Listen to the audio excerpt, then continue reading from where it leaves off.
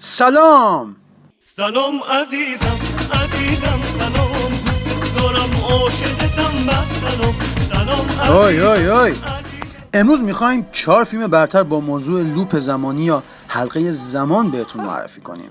میدونم خیلی منتظرش بودید، درسته؟ پس تا آخر ویدیو با ما همراه باشید.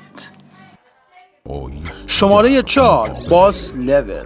این فیلم درباره یک مردیه که یک روز صبح وقتی که از خواب بیدار میشه یهو متوجه میشه که افراد زیادی قصد دارن اون رو بکشن و هر وقت که بمیره روزش تکرار میشه و دوباره از همون تختی که بیدار شده مجددا بیدار میشه.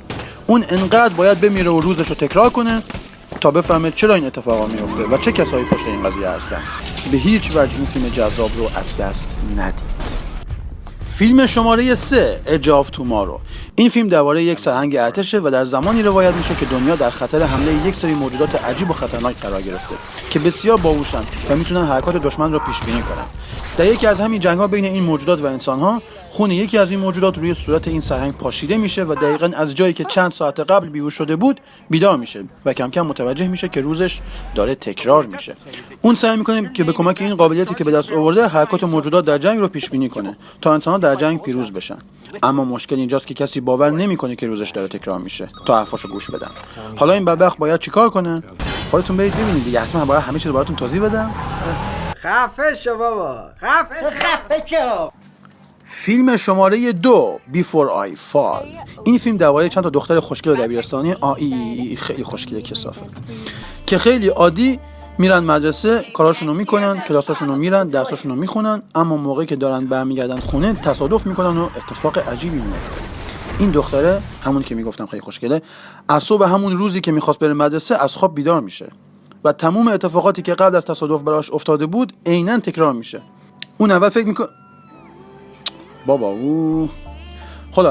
اون اول فکر میکنه که همه اون اتفاقات و اون تصادف یه خواب بوده، اما دوباره موقع برگشتن از مدرسه تصادف تکرار میشه و دوباره از خواب بیدار میشه و دیگه مطمئن میشه توی یک لوپ زمانی گیر کرده و باید خودش رو نجات بده.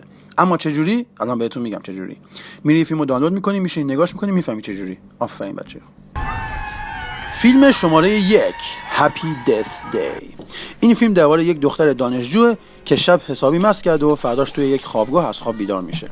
از اونجا میزنه بیرون و چون روز تولدشه یکم به خودش میرسه و شب برای جشن تولدش میره خونه یکی از دوستاش. اما توی راه متوجه میشه که این نفر تعقیبش میکرده و یهو ناغافل میاد و اونو میکشه. اما به جای مردن توی همون خوابگاه دوباره از خواب بیدار میشه و همه اون اتفاقا دوباره براش تکرار میشن و اون به زودی باور میکنه که توی روز تولدش گیر افتاده و باید هویت قاتل خودش رو پیدا کنه تا کشته نشه و از اون حلقه زمان بیاد بیرون. راستی یه دقیقه وایسا. اگه از این فیلم خوشت اومد نسخه دومش رو هم حتما نگاه کن، چون دقیقاً دنباله نسخه قبله و دلیل به وجود اومدن این لوپ زمانی و اینکه چه کسی اون رو به وجود آورده مشخص میشه. مطمئن باشید به خوبی شماره قبلی این فیلم هست و از دیدنش به هیچ وجه پشیمون نمیشه.